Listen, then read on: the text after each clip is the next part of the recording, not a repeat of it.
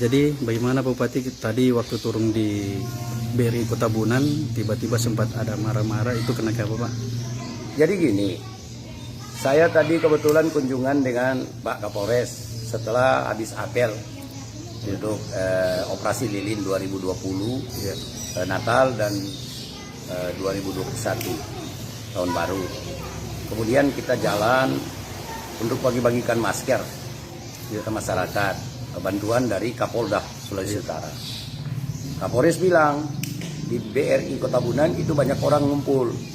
Saya bermaksud datang lihat kalau mereka pakai masker. Alhamdulillah mereka pakai masker. Saya tanya, ini ibu-ibu semuanya, ada apa? Mereka bilang mau terima bantuan dari Presiden. Saya tanya, yang UMKM ya? Oh iya, 2.400.000. Nah, berapa banyak? Sekitar 125 orang. Siapa yang ngusul? Nah, ini yang finance, yang Estadana, kebetulan berdampingan langsung dengan BRI. Saya bilang kenapa dia yang ngusulin? Oh iya Pak. Nah, datanglah orang koperasi 3 orang. Saya tanya bagaimana mekanismenya. Dia bilang ini nasabah kita semuanya Pak.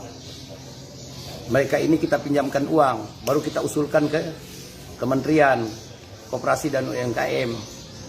Saya tanya ke nasabah-nasabah itu ibu-ibu, bagaimana cara pinjamannya? Jadi ada beberapa langsung kasih contoh.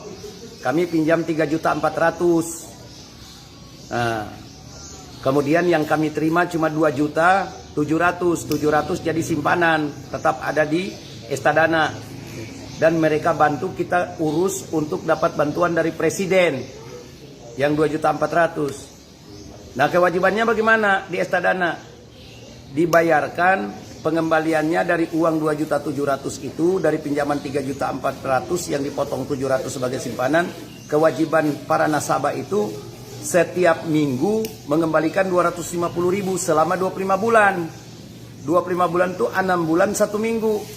Berarti yang dikembalikan total 6.250.000. Wah, saya kaget. Berarti uang bantuan Presiden untuk menghidupkan ekonomi kecil dan menengah oleh rakyat-rakyat ini yang kena dampak, uang itu tidak cukup menutupi bunga dari pinjaman dari yang diberikan Estadana.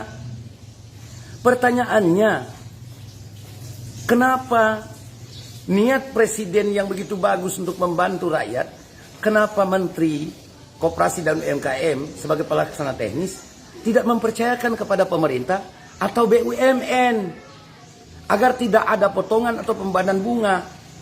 Kalau di macam Estadana ini, mereka awali dengan pinjamkan dulu uangnya dengan bunga selama 6 bulan 1 minggu itu kurang lebih 131%. Ini akan bikin celaka ini orang-orang ibu-ibu susah ini karena ketidaktahuan dia, dan dia terjepit dengan masalah modal.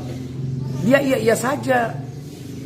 Nah, saya minta Pak Presiden, Bapak itu sayang benar sama rakyat. Saya bupati yang paling setuju ketika Bapak mengambil keputusan itu. Gelontorkan sekian triliun untuk menghidupkan ekonomi lewat UMKM. Karena UMKM itu menampung kurang lebih 90% tenaga kerja. Ini satu cara yang bagus. Tapi pelaksana teknis Presiden, yaitu kementerian, justru tidak melihat dampaknya. Ini kesekian kali para menteri melakukan kesalahan. Terus apa gunanya kita sebagai bupati, wali kota dan gubernur, sebagai perpanjangan tangan daripada pemerintah pusat, perpanjangan tangan dari Presiden? Kami ini kan melaksanakan tugas konkuren. Apakah mereka itu yang di Estadana sebagai finance dengan suku bunga yang tinggi lebih tahu dan lebih sayang rakyat daripada kami? Ini kesalahan fatal untuk kesekian kalinya beberapa menteri yang kadang-kadang membuat satu kebijakan tanpa melihat dampaknya. Jadi sekali lagi saya menghimbau kepada Presiden untuk panggil lagi menteri, hentikan itu nama-nama yang diusulkan oleh usaha-usaha finance seperti Estadana dan sebagainya, koperasi-koperasi simpan pinjam dengan bunga yang tinggi. Karena mereka siasati dengan berikan pinjaman dulu. Karena kan itu nanti mereka usulkan nama-nama itu. Itu sekitar 120-an orang. Saya kaget tadi ini. Tepatnya Senin tanggal 21 Desember. Saya tadi sempat marah sama orang koperasi karena dia datang, 3 orang bilang, oh kita tidak paksa rakyat Pak. Kita malahan bantu, pinjamkan dulu. Saya tidak mau tahu dengan usahamu. Yang saya mau lindungi adalah rakyat saya yang mereka terjepit dengan modal, kebutuhan modal, dan mereka tidak paham bahwa ini justru akan menyusahkan dia. Bayangkan saja, dari pinjaman yang 3.400.000 yang dia pegang untuk dia usahakan itu, untuk modal usahanya cuma 2.700.000, dan kemudian dia wajib mengembalikan 250.000 per minggu selama 25 minggu.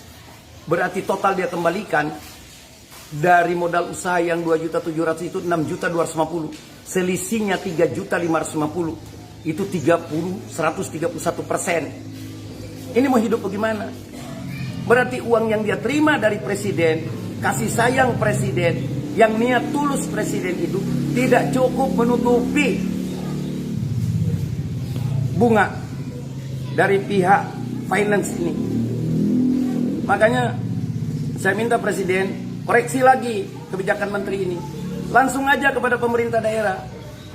Nanti kita yang lakukan pendataan terhadap usaha-usaha kecil terutama ibu-ibu. Kita kan yang punya rakyat, kita yang tahu kok.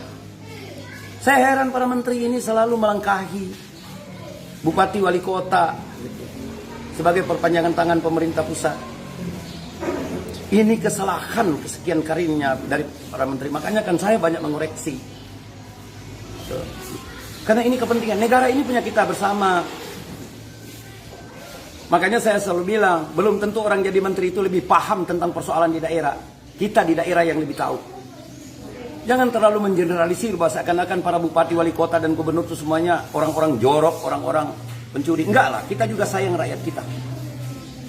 Saya akan berakhir masa jabatan di 17 Februari 2021. Tapi sepanjang itu masih ada di saya, masih saya yang sematkan bupati, saya tidak akan biarkan rakyat saya menderita. Karena kelemahannya, karena ketidaktahuannya. Dia nggak tahu. Tadi semuanya bilang, iya memang betul yang berat sekali kita orang mau kembalikan, tapi apa boleh buat? Orang butuh modal cepat. Dan cuman ini finance ini yang datang untuk membantu supaya kita orang dapat bantuan dari presiden. Saya bilang, presiden bermaksud supaya kalian tidak pinjam yang begini-begini. Karena bunganya begitu tinggi. Dalam 6 bulan 1 minggu, itu harus mengembalikan 131% bunganya. Kur saja cuma 0,9% di bank-bank pemerintah dan bank yang ditunjuk. Asli rakyat kesulitan untuk mengembalikan pinjaman pokok dan bunga. Apalagi dengan begini. Sekali lagi saya minta, Presiden, mohon maaf, saya mengagumi Pak Presiden. Langkah pikir daripada Pak Presiden mencintai rakyat Indonesia yang dalam kesulitan akibat COVID-19. Jangan nanti ini Bapak mendapatkan laporan-laporan yang baik. Ini contoh, salah satu contoh di Bolak Mongondo Timur. Saya tadi tidak sengaja sebenarnya, kebetulan diajak Kapolres ke situ melihat orang yang pakai masker. Setelah ditanya ternyata menerima bantuan, tapi diurus, difasilitasi oleh finance yang namanya Estadana itu, yang sudah duluan meminjamkan uang ke rakyat dengan bunga yang tinggi. Jadi itu yang bikin saya naik pitam nih. Sampai sore ini saya masih marah sekali itu. Saya tidak mau tinggalkan rakyat saya sebentar. Mereka itu menangis karena terlilit utang. Tugas kita bagaimana menjadikan rakyat bahagia, bukan harus kaya. Bagaimana rakyat bahagia? Rakyat bahagia itu bukan kaya, tapi dia mampu untuk menyelesaikan permasalahannya hari ini, dan dia mampu untuk memenuhi kebutuhannya hari ini. Karena tidak ada satu kepala pemerintahan dari zaman Nabi Adam sampai sekarang yang mampu membuat rakyatnya semuanya kaya. Tapi yang kita bisa upayakan membuat rakyat kita bahagia. Dan saya melihat itu yang diinginkan oleh Pak Jokowi. Jangan nanti keinginan Pak Jokowi itu disalah artikulasikan oleh para kabinetnya. Yang akhirnya uangnya nyasar, tidak ada manfaat buat rakyat. Itu dari saya.